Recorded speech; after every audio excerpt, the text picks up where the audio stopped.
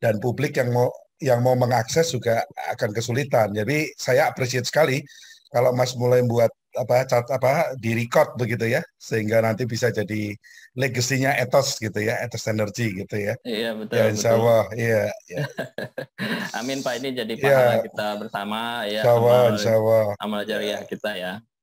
Ya, saya juga apa namanya, kita pengalaman bekerja sudah banyak ya, udah lebih 15 tahun. Nah, sayang sekali kalau hanya kita yang nikmati sama keluarga. Teman-teman ya di betul, Indonesia juga pengen belajar eh, berakselerasi lah ya. Kalau istilahnya Jokowi itu terobosan supaya cepat kita maju di bidang keinsinyuran ini Pak Andi.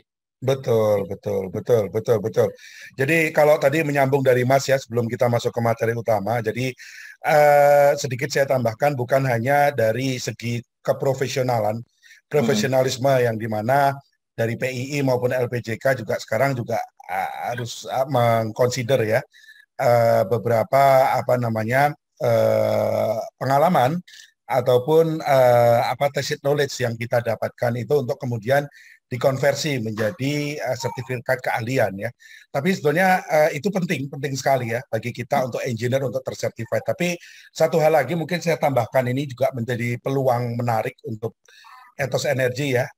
Kaitannya ini dengan Kampus Merdeka, Mas Emil ya. Iya. Ya, Mm. jadi di Kampus Merdeka kita juga, saya juga sudah cukup sering beberapa kali mensupport ke beberapa kampus untuk menjalin kerjasama antara industri dan kampus.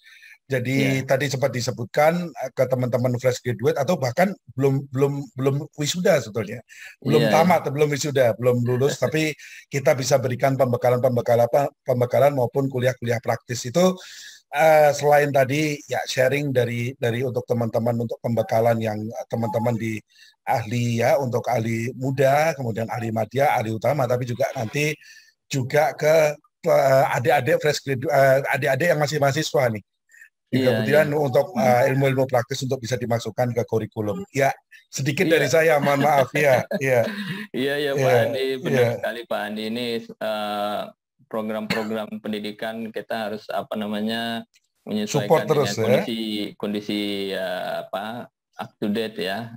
Zamannya sudah 4.0 Betul, ya, 4.0 sekarang. Kita harus memaksimalkan IT ini ya untuk kemajuan, jangan sampai kita ketinggalan lah gitu ya. betul. Kemajuan IT sehingga kita tidak bisa menyesuaikan dengan lingkungan ya. Kita bisa tertinggal jauh dibanding negara lain atau rekan-rekan kita yang di tempat lain gitu ya. Nah, Betul terkait dengan sekali. topik kita malam ini Pak Andi, ini banyak yang bertanya sebenarnya ke saya WA lewat WhatsApp ya. Baik, Ya. silakan. Ya, Ini sebenarnya untuk ya kita kan di kuliah itu kan jurusannya enggak ada yang kontrak ya, di nggak teknik ada. itu enggak ada spesifik yang yang membahas mengenai kontrak gitu, enggak ada ya. Kita ada jurusannya Betul, itu teknik mesin, teknik sipil, teknik elektro, teknik betul, kimia gitu kan, enggak ada yang spesifik ke kontrak gitu ya. betul, betul. Mhm. Sebenarnya Pak Andi, untuk berapa penting sih ini si seorang engineer tuh harus memahami mengenai kontrak ini Pak Andi, karena Nah, dengan melihat kondisi apa namanya, kondisi kerja kita tiap hari itu selalu bersinggungan dengan kontrak gitu Pak Andi. menarik, Sementara menarik. kita pembekalan di kuliah itu kita mungkin, kalau saya di teknik mesin mungkin bisa bilang nol lah Pak Andi, mungkin di teknik sipil Betul. ada sedikit ya, kalau Iya, kita nol betul. Pak Andi. Betul, Ya, betul, seberapa betul. penting sih Pak Andi ini yang kontrak ini buat seorang engineer Pak Andi? Ya, sebenarnya luar biasa ini. Pertanyaannya menarik saya di pertanyaan pembukaan ya. Jadi Iya nanti Pak. karena kita ini talk show, free discussion ya, Hmm. interaktif. Jadi nanti kita harapkan nanti teman-teman juga ikut bertanya. Jadi kalau pertanyaannya seberapa penting, sangat penting sekali. Dan kaitannya kalau misalnya kita kaitkan dengan kurikulum ketika kita kuliah, ketika kita sekolah, memang tidak ada. Bahkan betul sekali kalau misalnya di teknik sipil ada yang di beberapa universitas ternama ada yang aspek hukum kontrak, ya, ada hukum kontrak konstruksi, itu sudah mulai, itu pun hanya 2 sampai 3 SKS. Dan saya juga melihat juga masih sangat tatarannya masih sangat belum ke ini ya, pragmatis, praktis ya. Jadi masih tatarannya adalah masih lebih banyak teori. Tapi dengan adanya kampus Merdeka yang saya singgung tadi, ada beberapa kampus yang sudah melakukan terobosan-terobosan menarik sekali. Dan untuk kita bicara sedikit tentang pendidikan background, itu di beberapa kampus ya, kampus ternama kebetulan tidak di sini, mohon maaf nih Mas Emil ya. Di UTM di Malaysia, tetangga negara kita, negara jiran itu, di UTM sudah punya master program tentang construction contract itu yang sudah sangat maju. Karena dia adalah Commonwealth country, mereka adalah negara persemakmuran jajahan Inggris, dia dapat tuh ilmunya langsung transfer tuh dari Inggris tuh. Karena ini ilmu tentang kontrak proyek ini sebetulnya dari Inggris, Mas, dari UK. Nah, itu mereka sudah punya develop. Nah, bagaimana kalau tadi concern dari Mas di sini memang belum, tapi mungkin sedikit saya sampaikan di sini bahwa dengan adanya program kampus Merdeka, ada beberapa kampus yang sudah advance, sudah mengajarkan lebih, bukan hanya sekedar teori saja, tapi juga secara praktis, dan bahkan sudah ada beberapa konsep yang tugas akhir maupun bukan disertasi ya, tugas akhir maupun tesis itu ya, S2 itu sudah melibatkan praktisi untuk pengujiannya. Jadi memang studinya studi kualitatif, bukan studi kuantitatif. Itu menarik ya, menarik. Jadi sebetulnya kita sudah berprogres di sana, cuman kalau dibandingin dengan negara yang sudah maju gitu ya, bagaimana pemahaman tentang kontrak proyek atau kontrak konstruksi masih belum masih tertinggal kita. Nah, pentingnya apa? Penting sekali, Mas. Jadi betul sekali. Sebetulnya kalau kita bicara beberapa ilmu praktis atau tacit knowledge yang tidak diajarkan di kampus, tapi ketika kita masuk ke proyek, itu banyak sekali, bukan hanya kontrak. Nggak ada di kampus, Pak. Betul. Bukan hanya kontrak. Ada, Pak, ya? Betul. Ya, dari sipil itu hanya 2 SKS. Kemarin saya sempat ngajar di beberapa kampus, saya coba enhance untuk ditingkatkan. Cuman kembali lagi kalau kita sudah ke praktis kerja, seberapa penting, toh ini kan kontrak itu bagiannya legal lah. Saya sendiri sudah engineer, saya project engineer, saya project manager, saya site manager, tugas saya ada gambar, ada drawing, saya execute itu di lapangan. Apa pentingnya? Betul sekali tadi, pertanyaannya sangat relevan sesuai topik malam hari ini. Jadi pentingnya adalah biasanya ya, begini, jadi pemahamannya adalah sebagian besar ya personal proyek yang saya temui ya. Jadi ada beberapa penelitian juga bahwa personal proyek itu kebanyakan adalah background-nya engineer. Itu sudah mahfum ya. Saya juga engineer, Mas juga engineer. Nah, mereka itu biasanya cara mereka memahami kontrak itu hanya dibaca as it is. As it is itu bagaimana? Hanya yang tertera ya, yang secara eksplisit itu tertera di kontrak. Tapi jarang ya, saya sekali lagi saya bilang di sini yang perlu di bold, di garis bawahi, itu adalah jarang yang memahami atau menginterpretasi dengan benar. Ini kunci. Baca bisa, oh ada general condition, ada syarat umum kontrak, ada syarat khusus kontrak, ada surat perjanjian, ada lampiran-lampirannya, ada BOQ-nya, ada drawing-nya. Tapi ya pemahamannya sampai situ. Terus kemudian kalau misalnya kita lagi ini, Mas, kalau misalnya kita lagi ada kita belum bicara dispute ya, tapi kita bisa bicara masalah misalnya kita owner ya, atau kita sebagai kontraktor owner menagih sesuatu. Ada kok di dalam kontrak, coba dibaca kontraknya, baru kita baca tuh kontraknya tuh. Kita berapa kontak itu jadi lecek loh, jadi lecek. Nah, ininya lagi kalau di lapangan saya beberapa kali mendampingi atau memberikan pembekalan ataupun training ke site management level ya. Itu yang paling biasa, paling mulus nih ya. Misalnya kita berikan satu salinan kontrak untuk dengan kondisi kontrol kopi ya.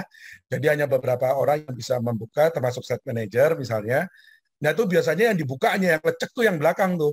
Wah itu yang drawing segala macam. Nah yang depan yang general condition segala macam yang tadi Mas sampaikan itu mulus sekali, nggak pernah dibuka gitu. Yang paling depan itu nggak pernah, soalnya nggak paham, hanya dibaca saja. Nah kembali lagi ke pertanyaan Mas, berapa pentingnya adalah ini pemahaman ya, pemahaman sangat dasar. Jadi mungkin teman-teman di sini nanti bisa sharing, kita bisa diskusi. Jadi pemahamannya itu sudah berbeda gitu ya.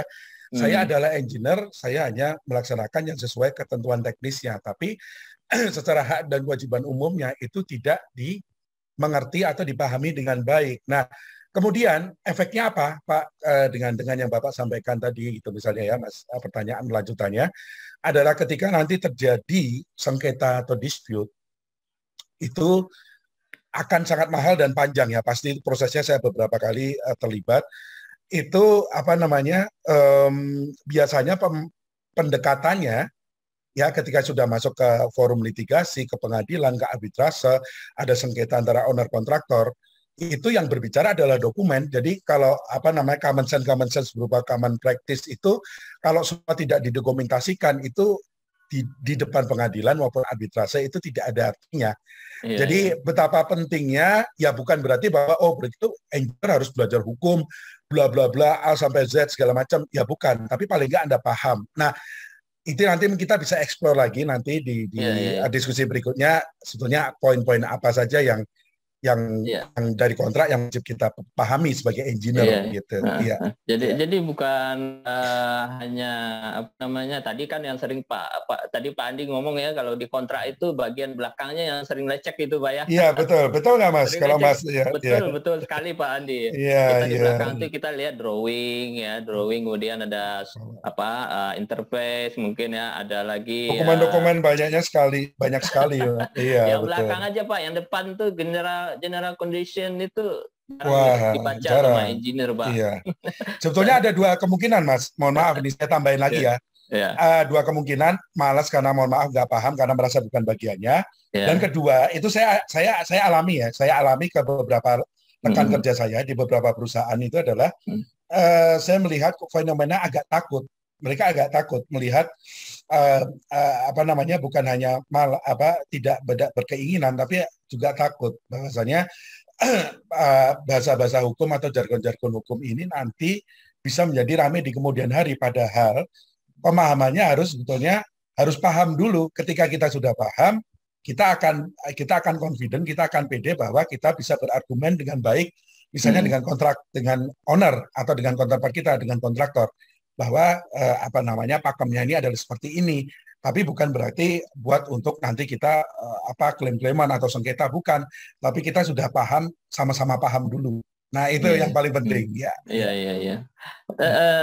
Ini bukan hanya domain si legal ya Pak ya, juga domainnya kita engineer ya. Bertanggung jawab juga ya. Ini kemarin saya ada betul. Ya, mohon maaf Mas. Jadi kemarin saya ada diskusi menarik tentang pertanyaan Mas. Apakah bukan hanya domain legal? Kemarin ada diskusi di beberapa universitas bahwa kontrak proyek atau construction kontrak atau EPC kontrak nih, kalau Mas Emil ini saya lihat juga rekodnya EPC-nya udah mantap juga nih kan, ya kan? Background-nya kan. Jadi betapa rumitnya EPC kontrak, betapa banyaknya dokumennya.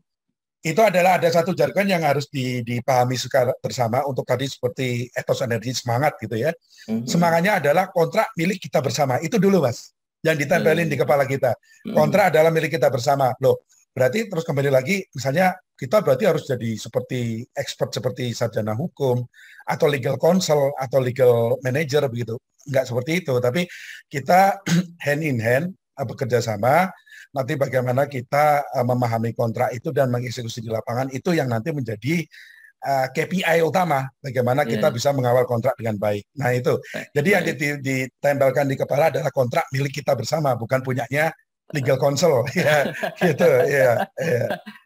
Iya benar Pak. Biasanya kalau di kita kontrak itu kita bikin dulu yang draft, nanti finalnya baru si legal cek Pak.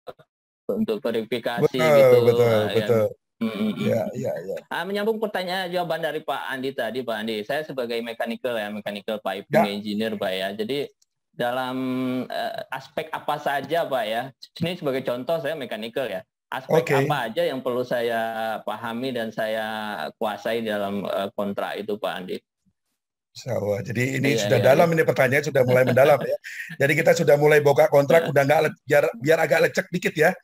Bang Emil ya yang di depan itu ya, jangan sampai mulus-mulus saja. Nanti kalau ada audit kan nggak enak kok, kayaknya salinan kontraknya kok mulus sekali, nggak pernah dibaca gitu kan, nggak Iya, enak iya. gitu kan kalau ke sign.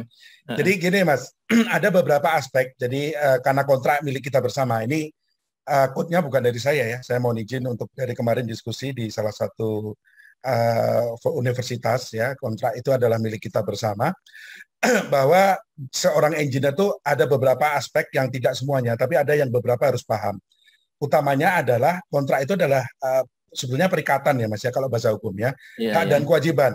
Hmm. Mas misalnya sebagai owner, saya kontraktor, Mas punya hak dan kewajiban, saya punya hak dan kewajiban. Nah, itulah hak dan kewajiban itu yang di mapping, yang dipetakan ya, yang Iya, dipetakan iya. dan kemudian dijaga. Kembali lagi sebagai engineer, misalnya untuk engineer di lapangan, project engineer, ya mungkin wakil dari project manager atau mechanical engineer atau apapun ya, intinya adalah menjaga dari liability itu. Nah, liability-nya apa? Yang paling penting misalnya untuk site level. Ya, Hmm. kita paling penting adalah musuh utama dari project manager itu apa, Mas? Waktu, Mas ya. Iya, ya, waktu ya. Project manager itu paling paling ngeri sama telat kalau proyeknya terlambat. Nah, jadi bagaimana caranya mengatur delivery time di dalam kontrak, ini aspek teknis ya. Delivery project schedule atau project delivery schedule-nya itu on time atau bahkan mungkin bisa apa namanya in time begitu ya.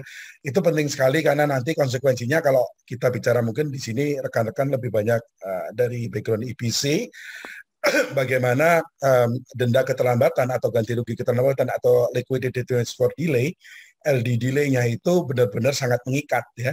Nanti mungkin kita bisa komparasi dengan beberapa model kontrak yang lain ya atau kontrak konstruksi begitu. Nah, itu aspek pertama adalah aspek waktu Mas ya. Itu yang di dalam Waktu kontrak. ya. Iya, betul. Saya Terus harus kemudian jaga waktu ya. betul, kita harus dikunci ya. Iya, Itu iya, benar-benar iya. Mas. Jadi jangan Mas sudah berpengalaman di EPC, Iya, iya, iya. bagaimana milestone itu semua harus dipenuhi ya. Misalnya ada milestone mechanical completion-nya, ada milestone commissioning-nya. Kemudian nanti yang repot lagi kalau misalnya di beberapa model project EPC industri tertentu adalah ketika delivery time-nya itu dibagi beberapa milestone. Nah, itu yang paling repot tuh yang harus key dates-nya dibagi ke beberapa apa namanya ya milestone ya, itu penting sekali. Kemudian yang kedua adalah aspek biaya nih Mas. Biaya ya. Bagaimana kita pemahaman dalam kontrak itu tadi aspek waktu, kedua adalah aspek biaya.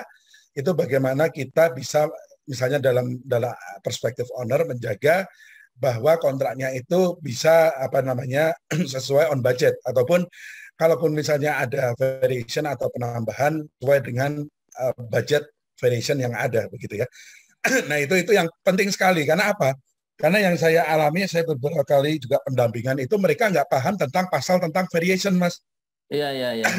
Atau ada beberapa, mohon maaf ya, saya tidak menyebutkan beberapa instansi, tapi ada auditor gitu ya, baik dari pemerintah, dari satuan internal itu yang tidak paham antara lamsam dan harga satuan, itu kan kacau sekali begitu. Kalau lamsam itu berarti nggak boleh ada variation gitu. Itu fatal tapi terjadi begitu ya. Nah, itu hanya bisa terjadi ketika kita memiliki pemahaman kontrak yang benar. Bagaimana ternyata misalnya kontrak lamsam itu bisa berubah, sepanjang apa diperbolehkan, untuk kondisi yang seperti apa, kompensasi apa yang kita peroleh. Jadi sebetulnya kita batasin dulu tentang aspek biaya dan aspek waktunya dulu ya. Iya, untuk yang paling enggak untuk dikawal ini oleh project manager, project engineer dan tim engineer di lapangan nih. Paling tidak ya. Biasanya suka berantem itu Pak, apa namanya betul. Antara kita sebagai engineer ada sense of waktu, biaya, ada juga berantem sama quality gitu loh Pak ya. Biasanya betul. ya quality dia jaga ininya, jaga quality-nya supaya aman gitu Pak. Ini tadi saya kelewatan satu nih ya. Jadi kalau ya sebetulnya quality nanti melarinya ke biaya juga. Cuman kalau biasanya kan kalau dulu saya juga zaman kuliah, zaman tahun 90-an itu kan apa namanya proyek itu BMW ya, biaya mutu waktu ya. Nah, itu kan kalau tadi Mas sudah sampaikan, ya biaya mutu waktu itu kan BMW kalau di orang teknik sipil itu kan ya. Jadi biaya kita jaga, waktu kita jaga, mutunya kita jaga. Nah, sekarang ada kecenderungan apapun proyeknya ya, EPC maupun konstruksi tradisional, design and build itu ada lagi dua parameter atau dua KPI Mas, bukan hanya biaya, mutu, dan waktu yang dikunci. Ya. Ada dua lagi. Satu adalah HSE, Mas. Oh ya, Bahwasanya safety. safety-nya juga terjaga. Dan yang paling akhir, ini kaitannya sama kontrak sebetulnya, Mas. Yeah. Jadi ada biaya, mutu, waktu, safety.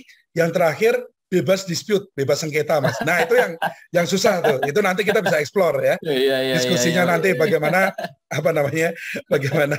bagaimana nanti tadi orang quality nggak bisa ngeluarin menurut mereka ya harus ada yang di repair, harus ada yang di retest segala macam itu termasuk dari bebas sengketa, Mas. Nah itu nanti mungkin bisa kita explore lebih jauh nanti ya. Ya, seperti itu. Jadi banyak diingat lima prinsipnya itu tadi ya, Mas ya. Iya.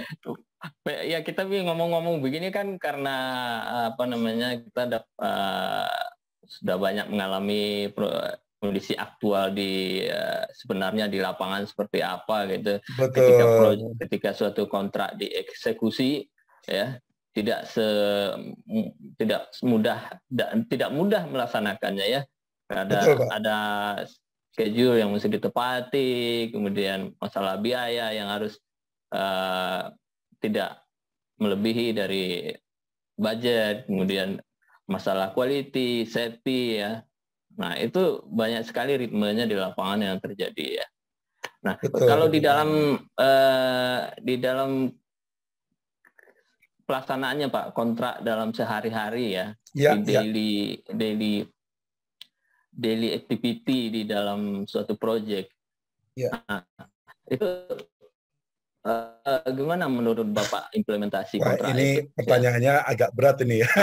tapi faktual begitu. Jadi mungkin dari pengalaman Mas sudah belasan tahun, puluhan tahun ya. Jadi sebetulnya kalau misalnya mungkin pertanyaan gini, kemarin saya juga sempat di-challenge dari teman gitu ya. Yang ketika beberapa tahun yang lalu kita ada beberapa satu grup. Sekarang ini lagi ngetren, Mas. Jadi kalau Mas lihat, mohon maaf ya, jadi kita lihat proyek strategis nasional aja, yang nampak di depan mata bukan EPC ya, tapi kalau EPC mungkin lebih banyak ke pembangkit listrik. Tapi beberapa proyek strategis nasional itu biasanya satu paket. Satu paket itu artinya begini. Jadi kalau misalnya pemberi dananya, lendernya adalah dari Cina, ya konsultannya juga dari Cina, EPC kontraktornya dari Cina, dan semuanya stakeholdernya dari Cina, ya. Begitu juga Jepang juga hal yang sama begitu. Nah, kembali lagi kalau tadi untuk menjawab pertanyaan Mas, korelasinya adalah sebetulnya dalam praktek perasaannya kontrak seperti apa ya? Karena kontrak itu biasanya yang ngedrive yang punya draft adalah yang kontrak dari order. Nah, kalau kita bicara dengan proyek-proyek yang mega proyek ya atau giga proyek gitu yang sangat besar sekali yang masuk ke proyek strategis nasional, itu biasanya mereka sudah punya template kontrak sendiri, biasanya kontrak-kontrak dari internasional. Nah, itu yang saya sudah sendiri. Nah, akan berbeda dengan misalnya kontrak misalnya kita dari Departemen Teknis, misalnya dari Kementerian PUPR, ya, kemudian yang sudah punya template di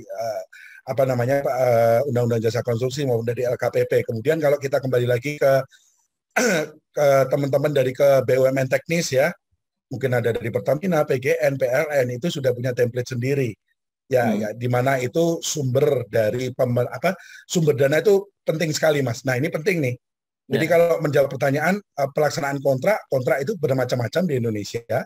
Dan kalau misalnya saya boleh comot ya, ataupun saya boleh kutip dari teman-teman dari Fakultas Hukum, syarat sah kontrak itu di KUHP kita Undang-Undang Hukum Perdata kita itu hanya 4 hal, Mas. Ada syarat subjektif, ada syarat objektif. Kalau syarat itu semua sudah terpenuhi, sebetulnya kita itu bisa membuat kontrak dan sah, valid ya, di negara Republik Indonesia. Tapi bentuknya itu macam-macam. Nah, kalau tadi pertanyaan Mas secara umum, general itu seperti apa? Nah, kalau di Indonesia kontrak proyek, entah itu EPC ataupun konstruksi ataupun kontrak loan, itu sangat di-drive atau bahasanya apa ya? Sangat dipengaruhi oleh sumber dana, Mas. Itu penting, itu penting ya. Saya ada beberapa kali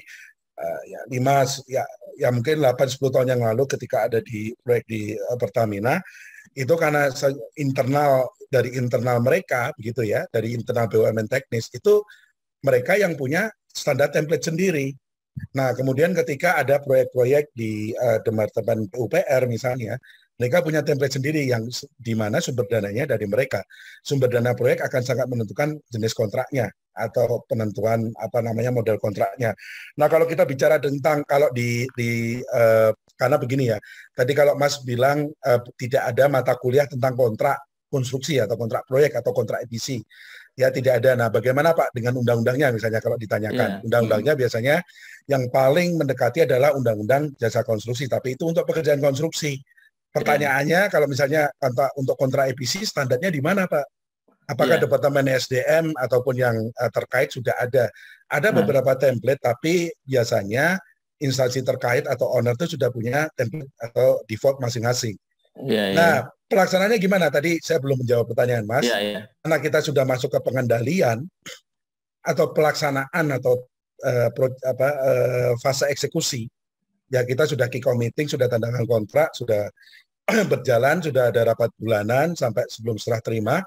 Ya itu tadi, fenomenanya itu banyak menariknya begini Mas Emil. Banyak beberapa rekan-rekan adik-adik mahasiswa yang meneliti tentang apa, apa namanya, bagaimana performance atau KPI dari pelaksanaan kontrak atau pengendalian kontrak. Itu kan pertanyaan menarik ya dan valid. Iya.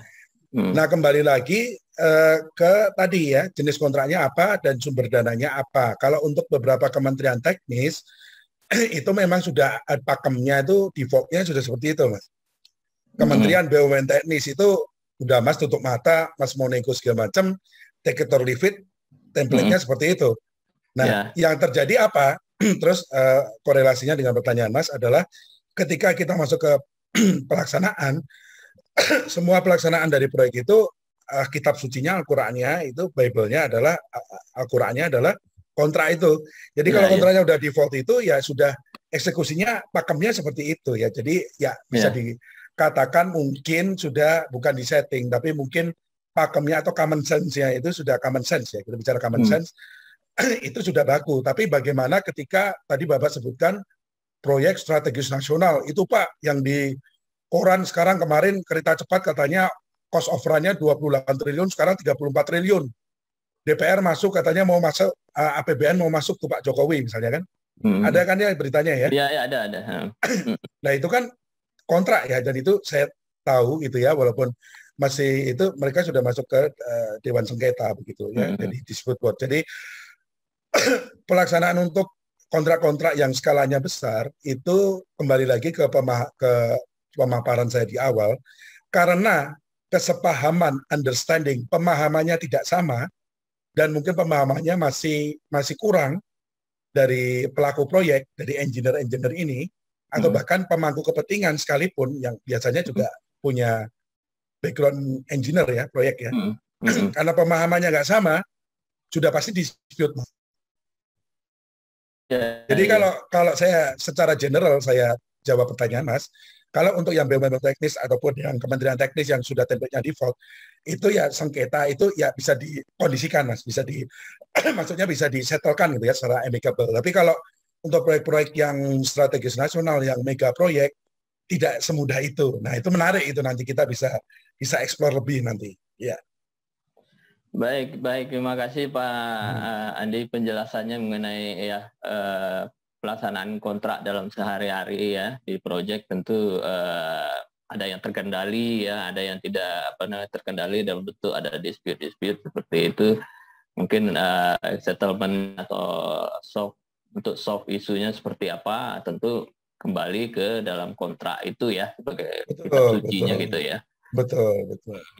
Baik, teman-teman viewers Ethos Energy malam ini jika mau bertanya nanti silakan diposting di kolom chat, nanti kita panggil teman-teman yang ingin berdiskusi, bertanya gitu atau juga ikut sharing, kita akan panggil nanti. Silakan diposting ikut berdiskusi bersama kita di kolom chat ya.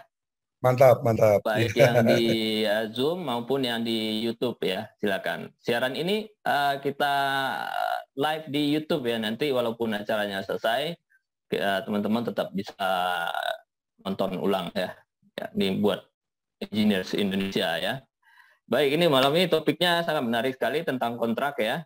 Banyak nih pertanyaan-pertanyaan saya banyak Pak Andi. Gimana Pak Andi? Boleh, Silakan, Pak Andi? silakan.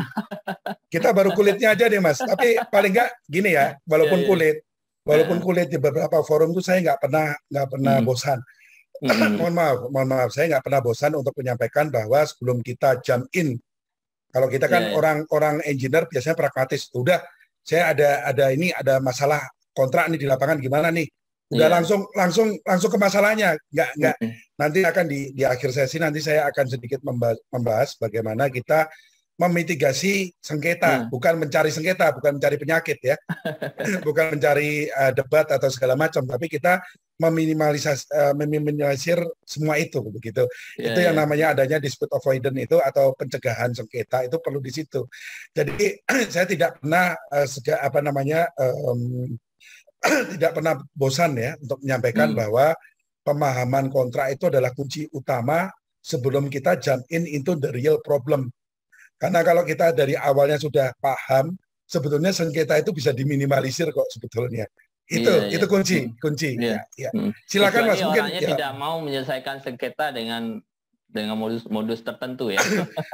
Kalau kita sudah bicara personal banyak sekali. Saya Iya, dari iya. pengalaman saya juga sudah Mm. alhamdulillah juga sudah ya itu kalau di saya dulu sempat ada dapat training di luar gitu ya. Itu Mm. namanya dealing with difficult people. Jadi memang ada karakter-karakter orang yang sulit. Iya, iya. Punten ya, mohon maaf kalau orang Sunda teh punten gitu ya. Mohon maaf kita tidak subjektif, tapi memang tidak terhindari adalah di proyek juga ada beberapa karakteristik orang yang sulit dan tidak bisa diajak Mm. berdiskusi. Nah, tapi Iya, itu iya. lain soal kalau ketika kita bisa mendudukkan perkara dengan baik dan kita paham tentang kontrak. Itu Iya, iya. bisa kita koordinir ya. Iya, Ya, baik-baik. silakan. Ya, Terima kasih Pak Andi penjelasannya ya, mengenai problematika iya, sehari-hari dalam dunia proyek betul, sangat dinamis sekali ya, tidak betul, tidak statis gitu ya. betul, Jadi betul. banyak sekali pihak yang terlibat di dalam suatu pekerjaan proyek.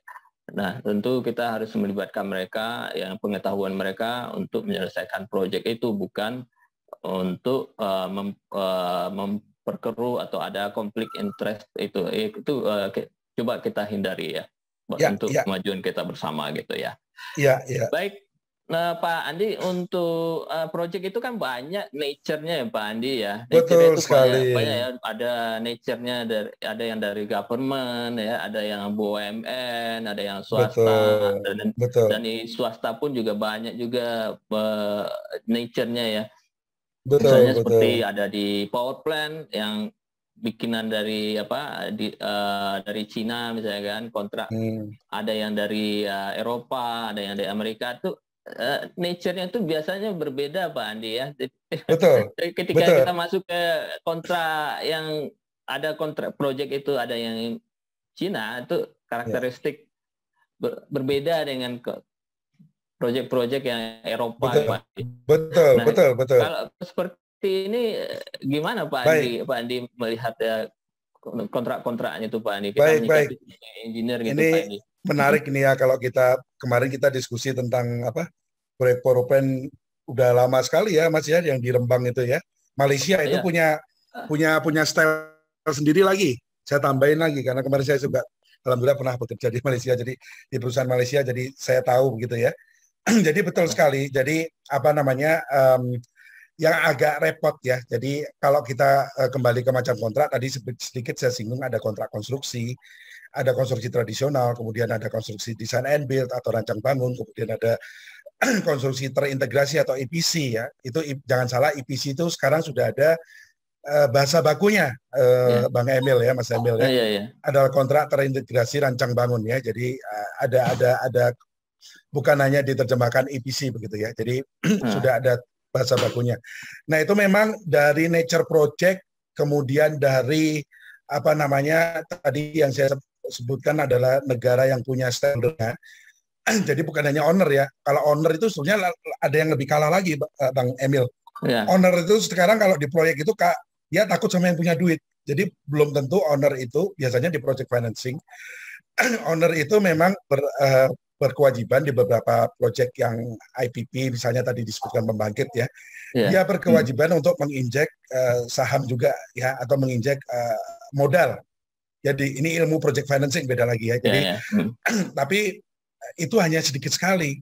Biasanya dari lender dan dari sindikasi bank dan kemudian dari beberapa project sponsor. Itu sebetulnya yang menentukan yang menjadi dewa di project itu. Jadi kalau owner tuh sebetulnya sekarang juga menjadi jadi boneka aja sebenarnya. Jadi betul, Pak, jadi betul, kaki Pak, tangan. betul. Nah, itu kenapa saya perlu menjelaskan itu karena kembali untuk menjawab pertanyaan Mas, si stakeholder atau yang punya duit atau yang menjadi penentu dewa di project ini itu yang menentukan jenis kontrak, Mas. Iya, Nah, iya, iya. sedikit saya masuk ke dalam ya. Contohnya bagaimana Pak kalau tadi Bapak sudah bilang kalau PUPR, Kementerian Teknis, BUMN Teknis kan sudah punya template dengan anggaran-anggaran dari internal mereka sudah punya template, fine betul. Tapi kalau yang Bapak sampaikan misalnya dari stakeholder yang dari luar negeri segala macam sindikasi bank, itu kontrak yang biasa dipergunakan adalah kontrak-kontrak standar internasional Mas project. Itu banyak sekali. Ya misalnya ada FIDIC, ada NEC, apa GEC itu kebetulan saya kemarin ke Jepang ada ENAA yang biasanya dipakai untuk oleh EDB ya. Selain kontrak FIDIC itu ada kontrak ENAA. Itu yang mendrive atau yang menjadikan pakem dari mereka. Nah, biasanya kalau ada beberapa studi ini menarik ya teman-teman adik-adik, saya nggak tahu kemarin abang kan Bang Emil kemarin sempat ke Unsri ya waktu bikin video benar. Ya. Saya harap adik-adik dari Unsri dari Palembang ini juga banyak yang meneliti tentang kontrak proyek ini ya karena teman-teman dari UI ya mohon maaf ya kalau saya sebut alma mater ya. Itu saya juga beberapa kali membimbing dari teman-teman dari ITB, dari Universitas di Jogja, dari Unan Padang itu sudah mulai meneliti tentang kontrak produksi di tugas akhirnya. Itu penting sekali. Nah, salah satu yang diteliti kemarin ada salah satu tesis ya. Kebetulan saya juga menjadi penguji dan pengujinya di situ. Jadi memang pelaksanaan dari kontrak-kontrak konstruksi yang internasional yang di-drive dari stakeholder ini yang bukan template ya, bukan standar default. Yang FIDIC tadi Pak ya. Iya betul, misalnya FIDIC atau ENA banyak sebenarnya, bukan hanya FIDIC sebenarnya. Sekarang sudah mulai banyak yang masuk ya. Itu kembali lagi karena ini mereka lihat barang baru. Saya biasanya kalau misalnya ada proyek apalah ya, proyek kilang ya, kemarin saya juga kebetulan membantu teman-teman adik-adik mahasiswa untuk debat penyusunan EPC kontrak untuk kilang di RDMP Balikpapan. Itu mereka ya biasanya ke kontrak-kontrak konstruksi internasional itu satu kuncinya. Mereka masih asing, Mas.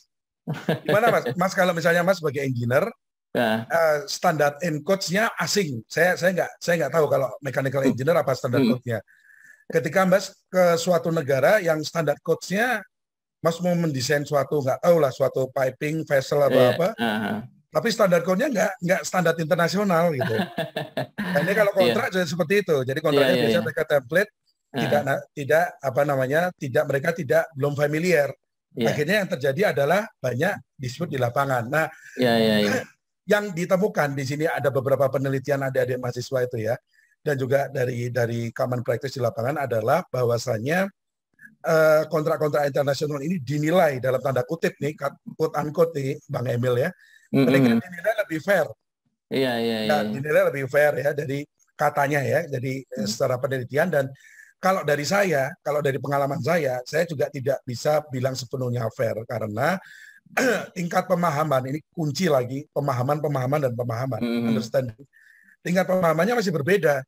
Bagaimana orang yang belum terlalu paham terhadap sesuatu di-expect atau kita diharapkan untuk bisa settle, itu agak susah ya logikanya ya. Karena belum paham gitu. Nah, itu.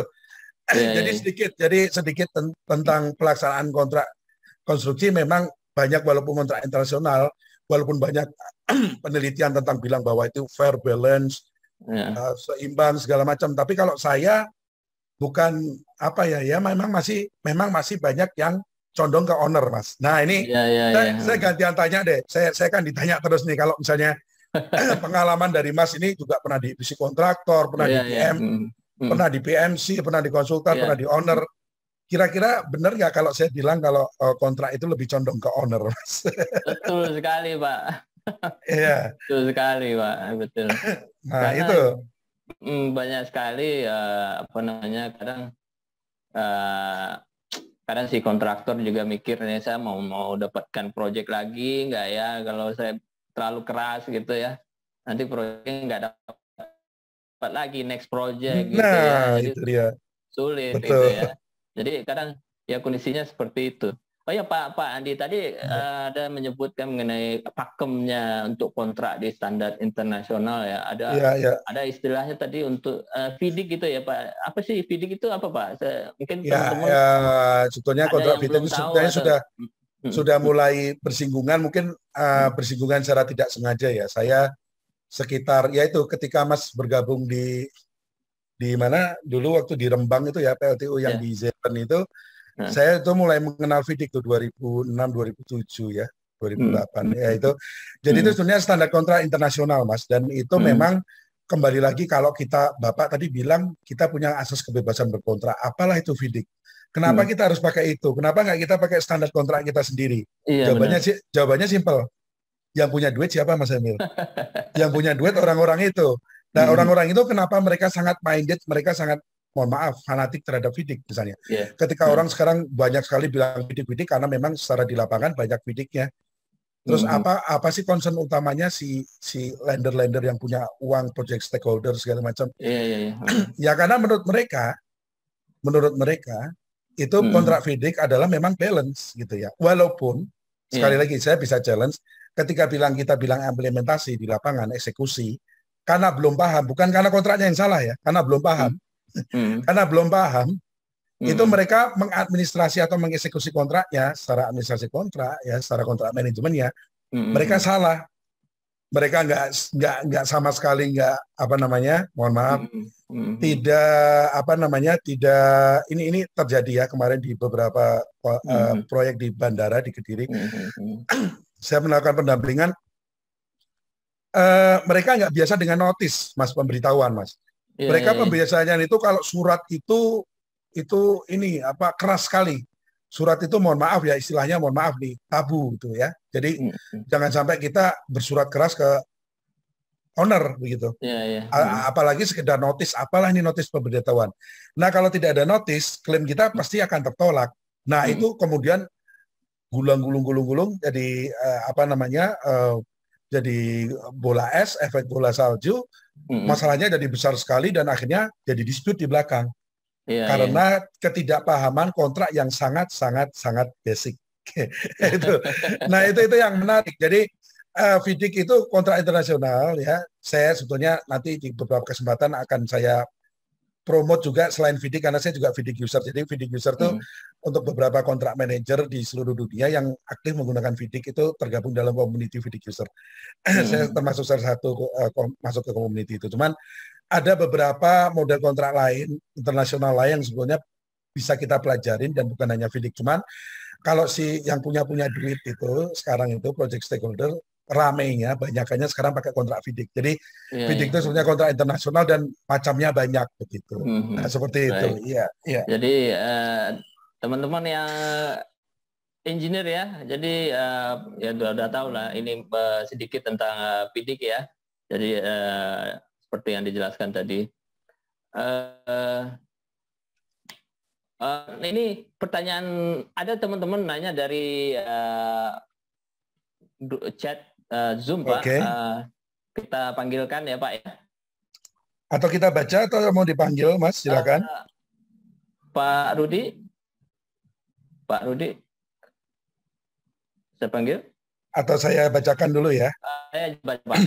Saya baca, Pak ya. Siap, oh ya, ini Pak Rudi, silakan Pak Rudi, dibaca Pak Rudi supaya lebih cepat gitu Pak Rudi, silakan. Ya, mungkin poin-poinnya di sini mungkin agak terganggu ya, mungkin untuk mengingat waktu karena coba saya sarikan poinnya di sini. Boleh dijelaskan terkait aspek kontrak yang bebas sengketa, Pak, begitu ya.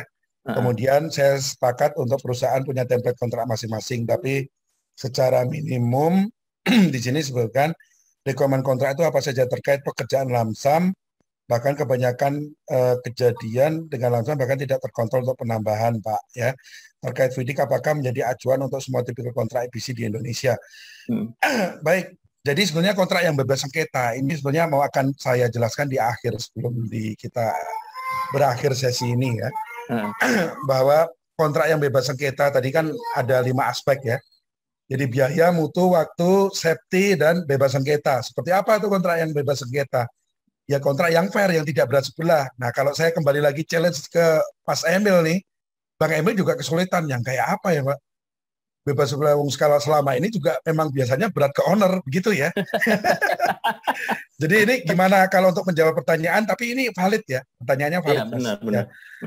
Jadi bagaimana yang bebas sengketa itu nanti kalau di FIDIK itu ada namanya pasal ataupun ketentuan tentang dispute avoidance atau pencegahan sengketa. Nah ini menarik Mas, karena di Indonesia ini sekarang sudah ada namanya Dewan Sengketa ya.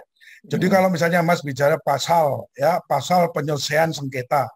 Kalau zaman dulu kalau misalnya tidak secara mufakat tidak bisa diselesaikan dalam sekian hari, misalnya dalam 60 hari akan dilanjutkan ditingkatkan dieskalasi ke pengadilan negeri setempat ataupun ke arbitrase. Misalnya pasalnya gitu ya.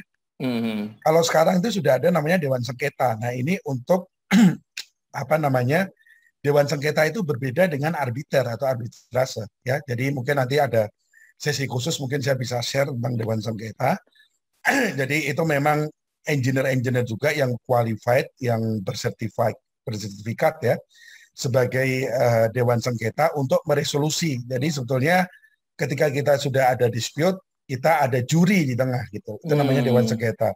Nah, tapi itu memang baru diperkenalkan di Permen PUPR-nya juga baru keluar kemarin ya, 2021. Tapi ya itu sebetulnya konsepnya dari FIDIK. Jadi kalau secara umum ya aspek yang bebas sengketa itu ketika kita bisa memitigasi risiko dari awal.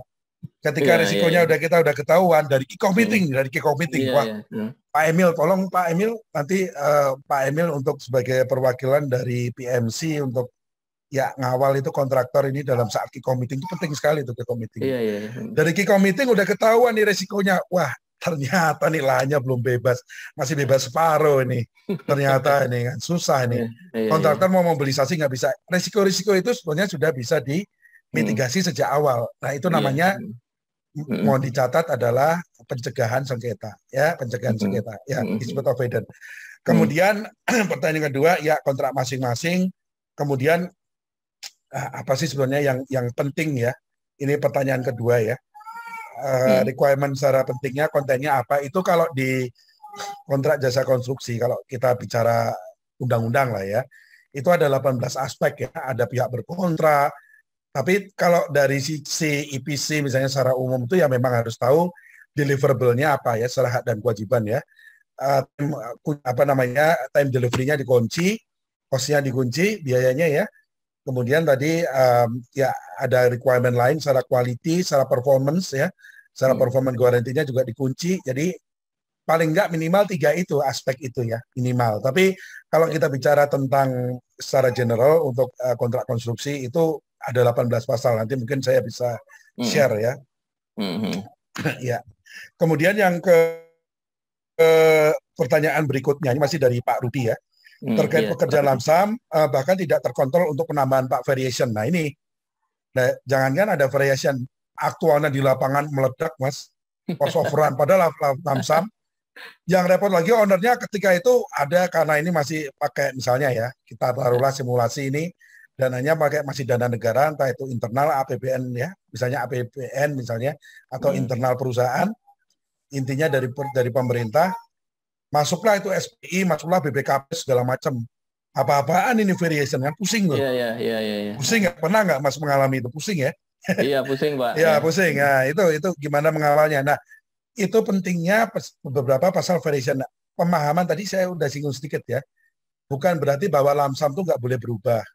Tapi kan ketika berubah juga nggak bisa berubah seenak-enaknya. Nah itu bagaimana mitigasinya Pak? Kalau di pasal-pasal pemerintah kan ada tuh maksimal yang diperbolehkan adalah 10% dari nilai kontrak, lebih dari 10% harus ada persetujuan dari direksi. Kalau untuk yang anggaran-anggaran internal ya atau perusahaan negara dari anggaran negara.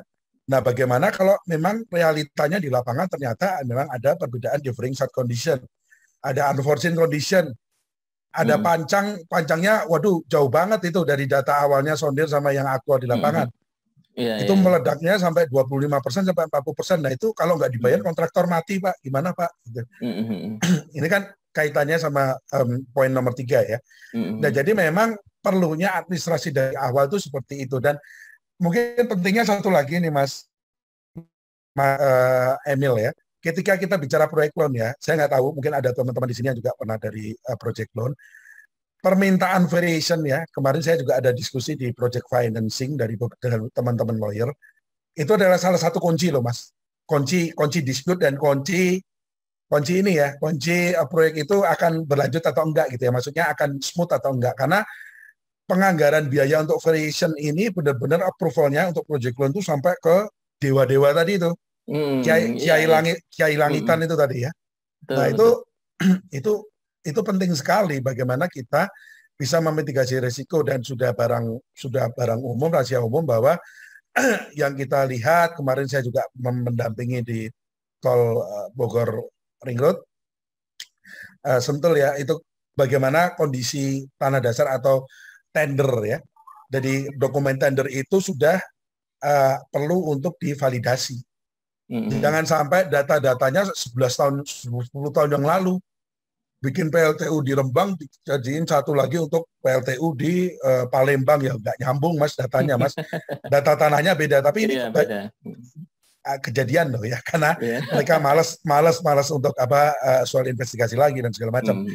Jadi itu adalah asal muasal atau sumber dari segala sumber ya, sumber dari segala sumber hukum. Sumber dari segala sumber variation atau CO itu adalah data-data awal dari saat tender. Nah, itu coba dikontrol. Kemudian terkait FIDIC, apa menjadi acuan? Kalau menjadi acuan, pertanyaan nomor 4 terakhir ini adalah, saya kembali lagi harus ada buktinya ya. Saya kalau misalnya bicara ada datanya dari Permen PUPR, Kementerian Pekerjaan Umum dan Perumahan Rakyat, itu untuk Permen PU. Jadi turunan dari undang-undang kementerian punya undang-undang. Undang-undang ya, undang-undang dari pemerintah, kemudian dari menterinya itu punya permen sendiri, Permen PUPR tentang tentang pekerjaan design and build ya, tentang pekerjaan rancang bangun dan konstruksi terintegrasi. Wah, itu keren ya. Rancang bangun itu design and build Mas. Konstruksi terintegrasi itu EPC. Ya. Itu semuanya nyontek dari FIDIC Mas. Oh gitu ya.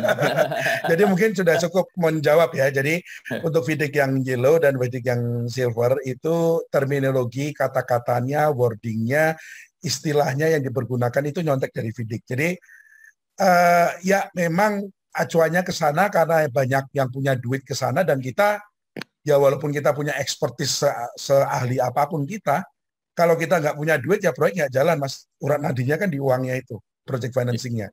Kalau project financingnya dia maunya FIDIC ya kita harus manut FIDIC Mas. Bukan masalah apa-apa ya, bukan masalah wah saya biar keren, saya biar kayak bule itu pakai proyek FIDIC malah pusing sendiri karena nggak paham, malah jadi dispute kan repot tuh. Tapi intinya bukan itu, karena kita mensatisfy, kita mencoba untuk memenuhi persyaratan dari yang punya duit. Nah itu mereka pakai FIDIC gitu ya. Jadi semoga menjawab untuk Pak Rudi. Kemudian ini dari yang lain ya, sebentar ini dari ada Pak Devnil nih ya. Pak Devnil Pak. Ini kayaknya saya pernah satu forum sama beliau ini ya di IPC ini ya, Indonesian Professional Circle nih di Bandung nih. Nah, ya terima kasih Pak Devnil untuk bergabung ya. Udah Devnil ya ini ya. Saya pernah satu forum sebagai pembicara juga. Jadi beliau ini pakar SCM juga, yang saya tahu ya, pasar SCM dalam logistik. Terima kasih. Seringkali kontrak owner mewajibkan kontrak yang menanggung risiko yang mungkin terjadi kontraktor jadi dilema. Karena harga ketinggian jadi di luar OE atau kalau masukin harga normal, kalau terjadi suatu kontraktor tidak bisa menang ya. Atau tidak kompetitif ya. Kok ini terputus Mas? Oke, tidak punya cukup dana, itu bagaimana solusinya Pak Andi? Jadi kalau ini kasuistis ya Mas ya. Terima kasih Pak Devnil nih. Ini mungkin suatu saat nih, atau saya nggak tahu apa beliau sudah pernah ngisi di Ethos Energy. Kalau belum, ini harus dikasih kesempatan nih Bang Emil nih. Ya nih Bang Uda Devnil ini luar biasa. Terima kasih. Iya. Jadi apa namanya, untuk kontrak owner, ya memang resiko yang diterima oke. Kalau zaman dulu tahun 80-90-an ya, ketika saya masih belajar awal-awal di kuliah itu, yang namanya resiko itu bisa diakalin ya dalam tanda petik ya. Oke, saya terima sekian resikonya. Kemudian nanti pada saat pelaksanaan, saya akan klaim sebanyak-banyaknya. Benar dong Mas? Saya alhamdulillah saya juga pernah di PMC, pernah di owner ya, pernah di konsultan, kemudian pernah di advisor, juga sekarang di penyedia jasa di kontraktor. Selama 7-8 tahun terakhir saya di kontraktor. Jadi apa namanya, saya tahu gitu ya akal-akalannya bagaimana caranya untuk paling enggak kita BEP ataupun kita dapat margin, atau margin yang kita tentukan di awal itu tidak terderoted atau tidak terdilusi, ter marginnya itu tergerus gitu ya.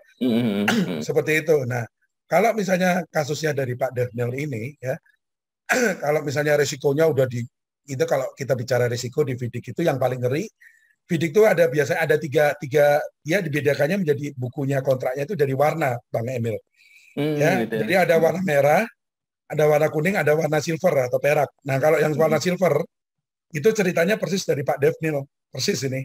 Risikonya semua udah nggak mau tahu, saya tutup mata, pokoknya Anda sudah terima kunci, risiko semua mau ada kedalaman pondasinya kurang segala macam, itu risiko Anda. Silahkan Anda ngebid dengan kondisi yang ada seperti itu. Nah, itu pertanyaannya mungkin hampir mirip dengan kondisi dari Pak Daniel ya.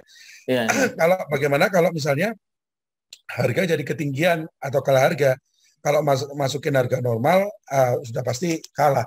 Nah, kalau dari saya mesti akan lihat apakah ada peluang dari segi kontraktualnya. Variation tadi dari Pak yang sebelumnya Pak Rudi, pertanyaannya valid sekali. Kalau pasal variationnya jelas, saya berani Mas. Ya, jadi nanti kalau di FIDIC itu ada yang namanya basic design, itu namanya employer requirements ya. Basic design, Mas sudah tahu dong ya. Fit, basic design udah ngelotok ya. Kemudian ada fit. Nah, itu mungkin hanya istilah aja di FIDIC itu ada employer requirement. Kalau basic desainnya salah, saya bisa klaim nggak Mas? Oh, bisa. Hah? Bisa ya? Bisa ya? Lagi PC Mas ya? Tapi ada beberapa proyek kontrak FIDIC yang nggak bisa Mas, yang silver. Silakan. Nah, untuk menjawab pertanyaan Pak Devnil, kalau memang kontrak pasal variasinya jelas, saya berani ya. Tapi sekali lagi, kalau risikonya itu memang sudah sangat besar dan misalnya seperti ini, walaupun kita bisa diperkenakan untuk mengklaim, tapi misalnya kita sudah estimasi, ternyata dari pekerjaan soil work-nya sendiri kita sudah overrun sampai 25-40%. Kita mau bicara gimana ke manajemen? Ya, kita sebagai estimator atau bagaimana, kita udah tahu bahwa ya ini data yang tadi saya sampaikan udah nggak valid, bagaimana somehow ownernya nggak mau validate lagi untuk data ITB-nya. Ya, ini sudah terlalu tinggi ini risikonya untuk kita terima gitu ya, kita absorb, walaupun tapi Mas Emil, tapi kontrak variasinya jelas, ya betul jelas. Tapi kalau terlalu tinggi, kita sudah dari awal sudah tahu ini risikonya terlalu tinggi, kira-kira diambil nggak Mas? Nggak ya. Tapi kalau nggak diambil, sekarang proyek susah sekali Mas, nggak ada proyek, gimana dong?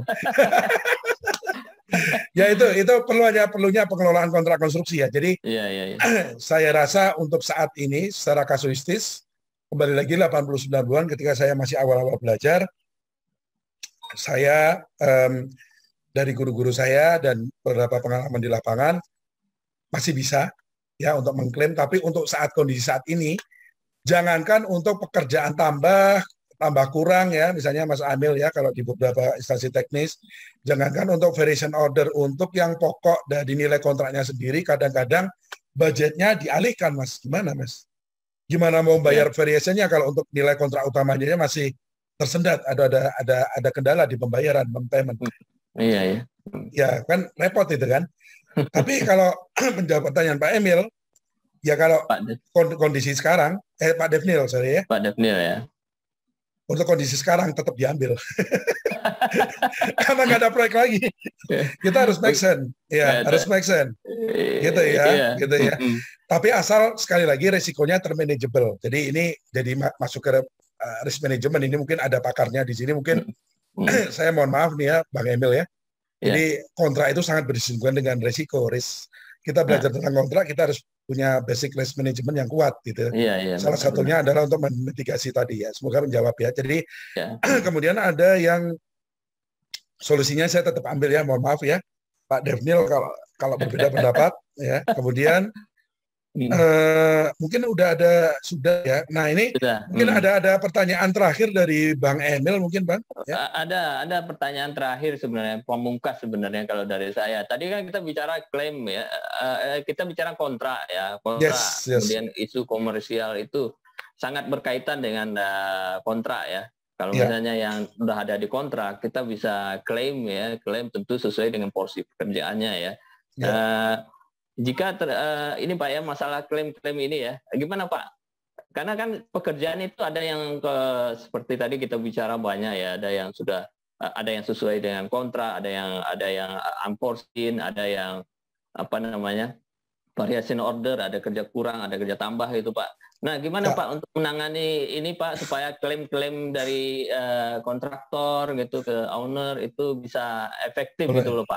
Boleh. Karena ini ujung-ujungnya semua duit nih kontraktor ini kan ya. Gimana caranya supaya efektif? Ini kan forum malam ini kan sebetulnya kontrak dan menyinggung klaim ya. Kayaknya kalau klaim ini saya nggak tahu kalau teman-teman setuju, mungkin kita adakan satu sesi khusus untuk klaim ya. Karena klaim mungkin biasanya saya berikan pelatihan 3 hari. Jadi kayak kita mungkin secara general aja ya. Secara general adalah bahwa klaim itu macam-macam Mas ya. Di proyek ya, klaim di proyek adalah klaim perpanjangan waktu, EOT, extension of time. Kemudian ada klaim terhadap cost biaya ya. Biaya cost itu biasanya biaya prolongation cost itu biaya terhadap ini Mas. Kalau Mas misalnya kontraknya 12 bulan, diperpanjang jadi 16 bulan. Mas ada perpanjangan 4 bulan itu kan berarti Mas ada resource secara resource management kan ada resource tambahan kan. Nah, itu namanya yang prolongation cost. Cost itu yang diklaimkan. Itu ya, itu adalah kedua adalah klaim terhadap prolongation cost. Kemudian yang ketiga adalah klaim terhadap variation, ini yang paling sering. Variation ataupun ya ada klaim terhadap perubahan atau pekerjaan tambah. Nah, kita lihat dari sisi mana dulu Mas ya. Kalau misalnya yang paling sering adalah klaim terhadap EOT. Di awal sekali saya sudah sampaikan bahwasannya musuh utama dari project manager apa Mas? Waktu ya Mas ya? Benar ya Mas? Waktu, biaya ya. Ya, itu waktu dan biaya. Jadi ketika waktunya sudah mepet, kemudian interfacing-nya sudah ada agak carut marut di tengah nih ya. Kemudian vendornya bilang, wah ini pabriknya ke lockdown nih Pak Ekmil nih. 2 minggu sampai 1 bulan ini FAT-nya terlambat, delivery-nya terlambat nih gimana ini ya. Udah lockdown 1 bulan, tapi real loh itu. Real terjadi memang karena COVID gitu kan. Nah terus Anda harus bagaimana sebagai PM gitu kan ke depan owner gitu kan. Jadi terkait 3 mungkin baiknya kita buat sesi khusus terhadap klaim ya biar menarik ya. Nah itu terhadap EOT ya, extension of time, klaim terhadap biaya, kemudian klaim terhadap waktu, perpanjangan waktu, biaya, dan satunya adalah variation ya atau pekerjaan tambah. Bagaimana memanagenya? Ya itu tadi. Jadi kalau kita bisanya mungkin skopnya di sini lebih banyak EPC begitu ya, engineering procurement contract atau EPCI atau EPCC. Ya tergantung ya. Itu memang sangat dikunci dari kontrak. Nah milestone atau interface-nya itu juga ribuan dan banyak sekali ya Mas ya. Mungkin ada interface engineer khusus. Jadi memang kita harus mengidentifikasi dari sangat awal ketika terjadi keterlambatan. Itulah secara kontraktual, secara legal lah. Mungkin biasanya orang di lapangan juga taunya juga masih sulit membedakan antara orang legal dan orang kontrak engineer atau kontrak manager itu masih sulit. Dinilainya semua orang legal. Mereka bilangnya orang legal itu harus tahu bagaimana ini sudah ada potensi keterlambatan di awal ya. Mas pesen vesselnya dari Korea Selatan, pabriknya di lockdown Mas. Waduh. Anda harus kirim notifikasi secepatnya nih. Nah itu kan kontrak administrasi ya. Jadi administrasi kontrak itu harus tertib ya, harus terus berjalan. Mas segera menyurati, sudah ada pemerintah Korea Selatan setempat sudah ada lockdown karena ada kasus positif case COVID gitu ya. Karyawan fabrikasinya ya disampaikan aja langsung ke ownernya. Jadi bahwa berarti sudah ada tahu. Nah, berarti kita bisa estimasi ini kayaknya mundurnya berapa bulan ini. Secara critical path-nya ketendang berapa bulan ke belakang ini. Gara-gara si vesselnya ini namanya pabrikannya di lockdown. Nah, misalnya contohnya itu untuk EOT. Kemudian untuk biaya. Nah, biayanya ini kayaknya setelah ada kasus di vendor, di fabrikan, ternyata di lapangan juga ada positif case juga nih, Bang Emil nih, Pak Project Manager nih. Ditutup pula, ya harus ditutup pula. Nanti tambah lagi 2 bulan lagi. Nah, berarti total Pak. Misalnya 4 bulan. Ya misalnya 4 bulan kelamaan ya. Total misalnya 3 bulan ya, misalnya 3 bulan total gitu ya. Nah 3 bulan itu masih ada resource yang nganggur ya. Iya, Pak. Ada resource nganggur. Nah itu dihitung lagi overhead-nya berapa. Ya kemudian secara aktualnya, wah ini ternyata ada beberapa barang critical main equipment lain yang ternyata sudah datang ya, tapi ternyata belum bisa segera diinstalasi. Iya. Saya harus tambah storage cost lagi nih Pak Andi nih. Storage cost lagi. Saya harus seperti ini. Saya harus sewa untuk kontainer lagi nih. Kontainer yang berapa feet, yang betul feet, untuk paling enggak untuk misalnya ada preservasi khusus, tambahin AC lagi nih. Equipment ini harus dijaga suhunya nih, kalau enggak bisa damage ini. Iya. Itu diklaimkan semua itu Mas, diklaimkan semua itu ya. Iya, Pak. Kemudian kalau itu kan sebetulnya, nah ini menarik adalah EOT dan klaim terhadap biaya, kompensasi. Kalau di kita itu peristiwa kompensasi ya, kompensasi biaya dan waktu. Itu yang paling sulit pertanggungjawabannya. Kalau misalnya ada satuan pengawas internal, ada BPKM masuk, Mas Emil, Anda sebagai manajer proyek, ini saya mau ada audit nih 3 hari ini. Apa pertimbangan Anda kasih EOT 4 bulan ke kontraktor? Apa pertimbangan Anda mengasih variation order ke sini, mengasih kompensasi biaya terhadap keterlambatan sekian? Ini duit negara loh Mas. Kalau enggak Anda bisa terjadi temuan. Anda lumayan ini enggak keringetan enggak lumayan ya? Seperti gitu ya. Itu kalau dari segi itu. Nah, ini makanya yang mau saya sampaikan di sini adalah yang paling, bukan saya bilang nggak paling gampang, tapi paling aman. Aman itu secara accountable itu dipertanggungjawabkannya aman. Mas Emil juga misalnya ada Bapak BPKP mau datang ya, misalnya BPKP itu biasanya backgroundnya dari sarjana ekonomi, sarjana hukum, mereka nggak tahu teknis ya Mas. Tapi Anda harus menjelaskan orang-orang non teknis itu supaya mereka paham. Nah, Anda project manajernya nih, saya tantang balik nih kan. Seperti apa ini kan? Yang paling aman accountable adalah variation order. Ya, atau perubahan atau pekerjaan tambah, karena pekerjaan tambah ini real terjadi di lapangan. Ternyata kondisi lapangannya berubah. Ternyata desainnya salah. Itu kan lebih accountable ya. Jadi lebih bisa dipertanggungjawabkan daripada misalnya Anda memberikan 100.000 US untuk kompensasi overhead terhadap keterlambatan. Enak banget nih Anda ada kong kali kong ini dengan kontraktor ini. Nah, misalnya seperti itu. Tapi mungkin nanti saya sarankan untuk klaim itu nanti ada sesi terpisah ya Mas ya. Tapi mungkin dari closing statement-nya dari saya untuk diskusi menarik ini malam ini adalah tolong deh dipahami dulu ya. Jadi mungkin nanti kalau misalnya ada masukan dari teman-teman yang pingin untuk mendalami lebih lagi, ini kan kita hanya kulit ya sekarang ya. Pak.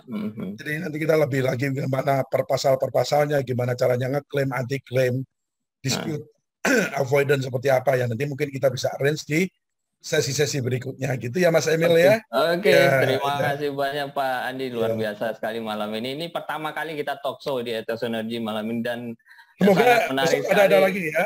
Seperti kayaknya kita akan lebih bersemangat nih Ethos Energy, topik-topiknya talk show seperti ini lebih membumi lah istilahnya ya. Betul, lebih enak. Real di lapangan terjadi seperti itu ya.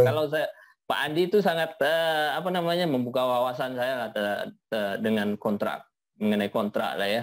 Karena di lapangan saya sebagai mechanical engineer, saya tidak terlalu tidak terlalu mendalami mengenai kontrak ini, tapi kita harus seperti yang disampaikan Pak Andi tadi, saya menyadari saya harus paham dengan kontrak ini ya, karena sangat berimpact terhadap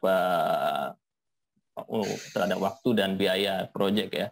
Baik, itu malam ini yang bisa kita sampaikan diskusi malam Terima ini. kasih. Tidak terasa Mantap. sudah 1 jam. Terima kasih banyak Pak Andi atas waktu yang telah diberikan ke Ethos Energy dan follower Ethos Energy. Terima kasih banyak waktu dan pikirannya ya, yang sangat luar biasa. Semangat terus. Tidak bisa dinilai dengan angka-angka gitu ya. Hanya mudah-mudahan bermanfaat buat teman-teman semua untuk Insinyur Indonesia.